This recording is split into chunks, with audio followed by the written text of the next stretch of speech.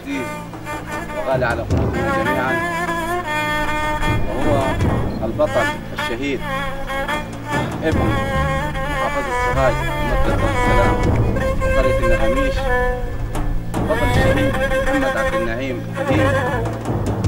ولد في شهر 11 سنة 1991 وأنهى دراسته في كلية التجارة وحصوله على بكالوريوس تجارة، ثم اتجه إلى أداء الواجب الوطني واستشهد في مذبحة الوادي الجديد والمعروفة بمذبحة الفرافرة،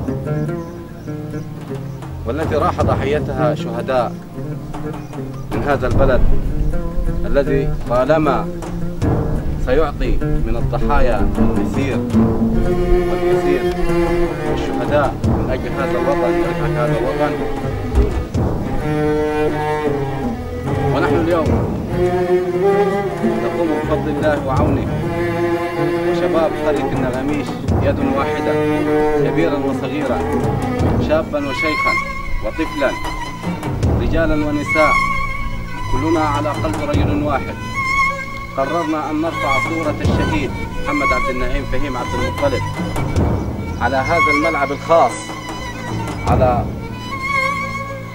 أرض النغاميش، وهو ملك الأستاذ وليد محمود السباعي.